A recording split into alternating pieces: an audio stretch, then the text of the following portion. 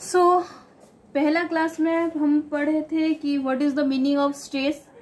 तो definition symbol हमको पता चल गया था, सिग्मा है। उसके बाद हमारा क्या पता चल गया कि उसका फॉर्मूला P/A है, और उसका फॉर्मूला मतलब उसको हम सिंबलिकली डिनोटेड करते हैं सिग्मा। उसके बाद उसका फॉर्मूला P/A है। P is external force by, और हम इसको लोड बोल सकते हैं, और एरिया मतलब हमारे क्या होती है, क्रॉस सेक्शनल एरिया। तो उसके बाद हम पढ़े थे कि यूनिट कन्वर्सेशन, कुछ यूनिट कन्वर्सेशन जैसे मान लीजिए 1 न्यूटन पर मीटर स्क्वायर को हम 1 न्यूटन पर सेंटीमीटर स्क्वायर लिखे थे। उसको कन्वर्ट होने के बाद हमको पता चल गया था 1 newton per metre square equal to हम 10⁻⁻⁴ करके न्यूटन पर सेंटीमीटर स्क्वायर को कन्वर्ट कर सकते हैं, और 1 न्यूटन पर मीटर स्क्वायर को हम mm में 10⁻⁻6 न्यूटन पर mm स्क्वायर में कन्वर्ट कर सकते हैं। तो आज हम जो पढ़ने जा रहे हैं, मान लीजिए unit conversation of large quantity. Okay, अगर हमारा लार्ज क्वांटिटेटिव रहा, QUN लार्ज क्वांटिटी रहा यूनिट में, जैसे मान लीजिए एग्जांपल में हम क्या लिखते हैं, kilo, mega, giga and tera. Okay, ये जो सब रहा उसको हम क्या बोलते हैं, लार्ज क्वांटिटी। और उसको हम सिंबलिकली हम क्या बोलते हैं, किलो न्यूट की सॉरी जो हमारा किलो है ना, उसको हम सिंबलिकली K डिनोट करते हैं, और उसको मैथमेटिकली हम 10⁻³ करते हैं। ओके, उसके बाद रहा मेगा। मेगा के लिए हम क्या डिनोट करते हैं, M, और उसका जो है मैथमेटिकल 10⁻⁶। ओके, उसके बाद रहा हमारा क्या, गीगा। गीगा के लिए क्या है हमारा G, तो उसको हम मैथमेटिकली क्या बोलते हैं, 10⁹। ओके, उसके बाद हमारा रहा टेरा। टेरा का मतलब क्या होती है, कैपिटल T हम सिंबलिकली डिनोट करते हैं, और उसका हमारा है 10⁻12। ये हमेशा याद रखना, ये चीज हमेशा कभी भी गलती से भूलना नहीं। अगर भूल गए तो आपका गया, हर स्ट्रेंथ ऑफ मेटल का हर प्रॉब्लम में आपको दिक्कत हो सकती है। तो ये सब याद रख लेना, किलो का 10⁻3, मेगा का 10⁻6, गीगा का 10⁻9 और टेरा का 10⁻12। तो उसी तरह ये तो बस रहा हमारा क्या, लार्ज क्वांटिटी के लिए। अगर उसी की तरह हमारा स्मॉल क्वांटिटीज के लिए क्या होगा, वैसे तरह एग्जाम्पल में क्या आएगा, जैसे इसमें किलो रहा, वो यहाँ पे हमारा रहेगा मिली,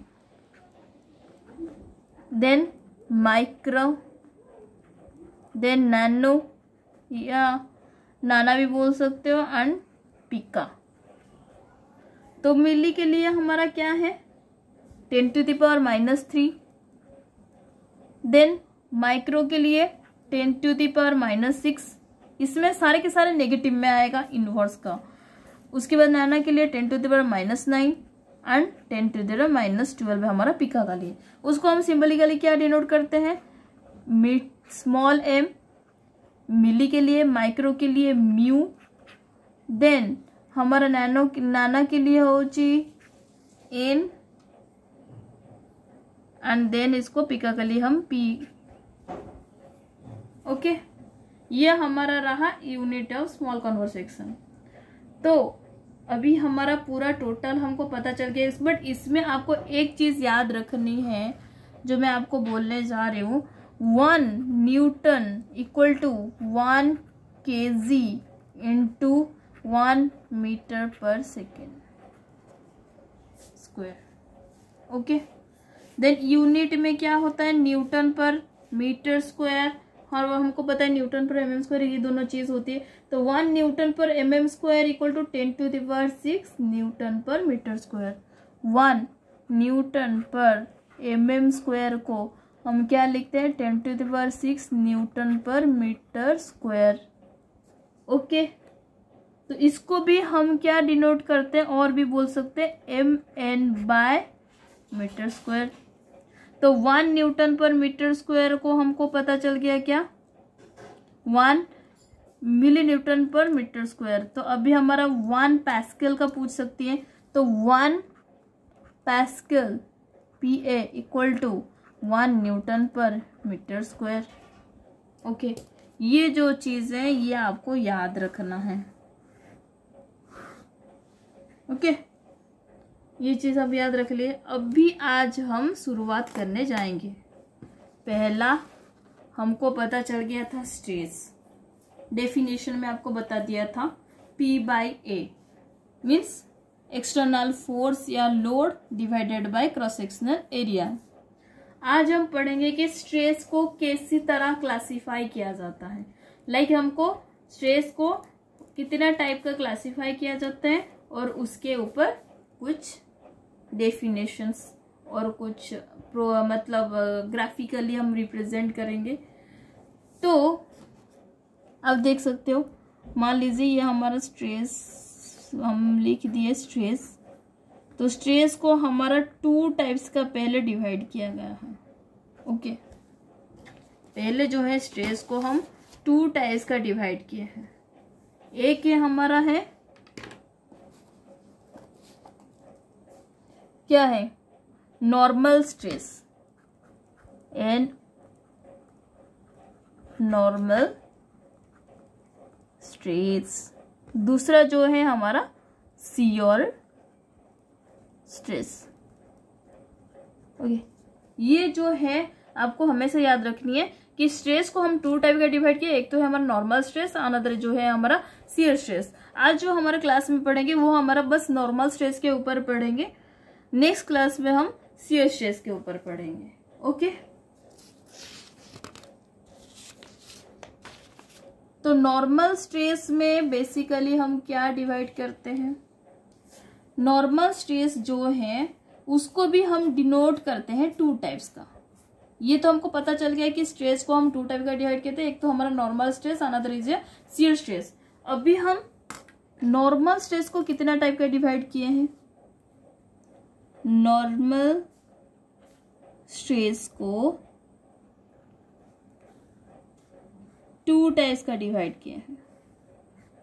ओके, एक है हमारा टेंसाइल, दूसरा है कॉम्प्रेसिव। ओके, एक है हमारा टेंसाइल, दूसरा जो है कॉम्प्रेसिव। तो अभी हमको पहले हम पता चल गया कि नॉर्मल क्या है। तो अभी हम समझेंगे कि what is the meaning of normal stress. Okay, ये तो हमको पता चल गया कि 2 टाइप का डिवाइड किया गया है। बट अभी हमारा नॉर्मल स्ट्रेस क्या है, ये जो नॉर्मल स्ट्रेस है इसका मतलब क्या है। Normal stress is the stress which act on a direction perpendicular to the area. मतलब हमारा जो नॉर्मल स्ट्रेस है, जो हमारा नॉर्मल स्ट्रेस है वो क्या होता है, is a stress which act in A direction perpendicular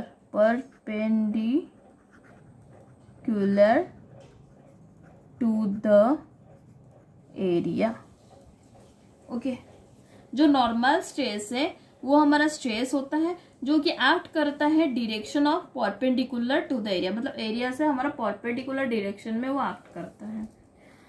तो उसको हम, एक तो पॉइंट ये गया, उसको दूसरा पॉइंट क्या होगा, हम सिंबॉलिकली इसको क्या डिनोट करते हैं सिंबॉलिकली, उसको हम बोलते हैं सिग्मा। स्ट्रेस में भी हम सिग्मा बोलते थे, बट यहाँ पे भी हमारा नॉर्मल स्ट्रेस को भी हम सिग्मा ही बोलते हैं। तो सिग्मा, उसके बाद हमारा स्ट्रेस को 2 टाइप डिवाइड किया गया है। What is the, one is a tensile, दूसरा इज अ कंप्रेसिव। तो अभी हम पढ़ेंगे टेंसाइल के ऊपर। ओके, तो टेंसाइल पढ़ने के पहले हम देखते हैं what is the tensile stress. Okay, ये आपको सवाल पूछ सकते हैं, what is the meaning of tensile stress. The stress include in a body, मतलब हमारा एक स्ट्रेस जो होती है जब हमारा इंक्लूड करती है एक बॉडी में, when subjected to two equal and opposite pools, two equal and opposite pools, as a result which there is an increase in length is known as a tensile stress. मैं तो ये आपको बता दिया, अभी मैं लिख रही हूँ, आपको डेफिनेशन याद रखना. The stress include in a body, मतलब बॉडी में हमेशा स्ट्रेस जो होते हैं ना वो इंक्लूड करती है व्हेन सब्जेक्टेड टू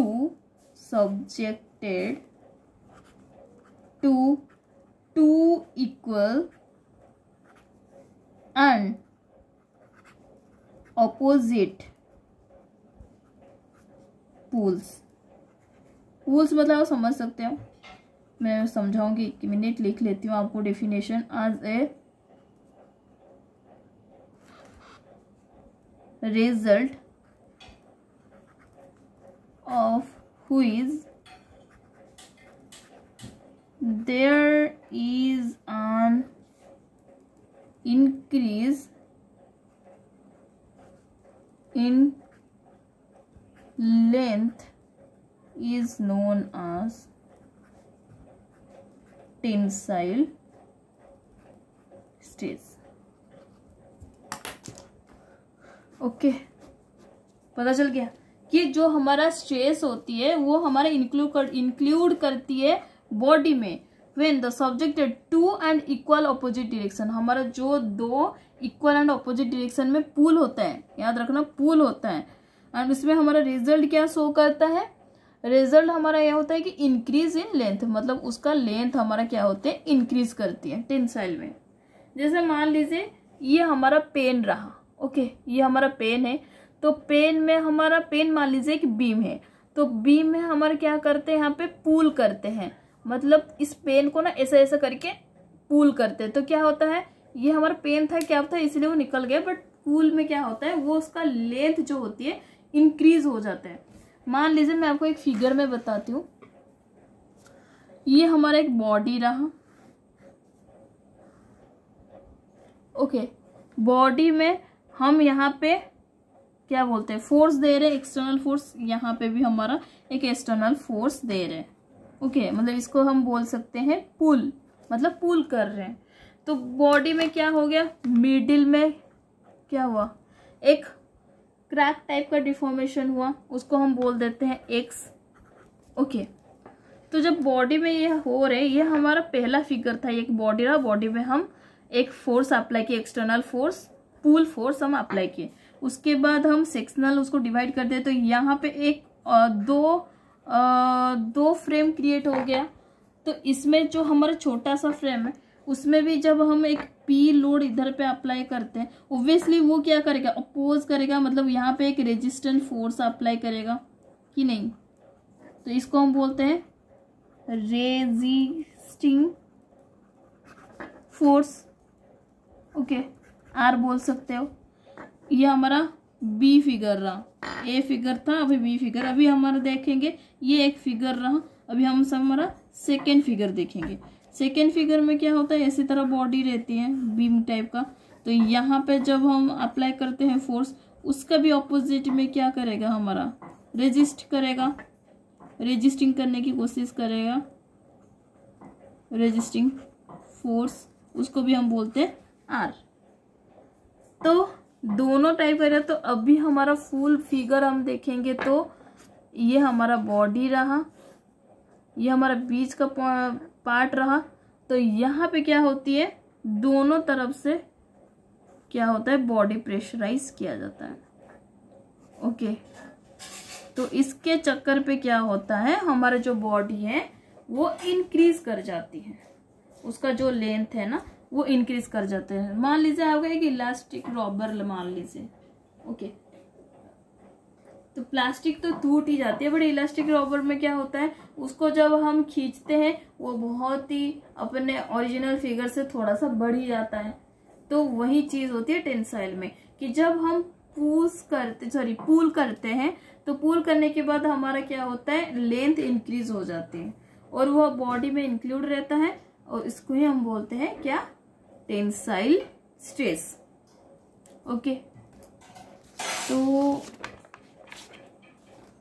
अभी टेंसाइल स्ट्रेस का एक आपको हम फॉर्मूला बता देते हैं। नेक्स्ट क्लास में हम कॉम्प्रेसिव के ऊपर पढ़ेंगे। ओके, तो टेंसाइल स्ट्रेस का जो फॉर्मूला है लिख लेते हैं। टेंसाइल स्ट्रेस, इसको हम सिंबलिकली सिग्मा बोलते हैं। तो डिनोट करने के बाद क्या होता है, resisting force by cross sectional area या tensile load by cross sectional area. Tensile load by cross sectional area.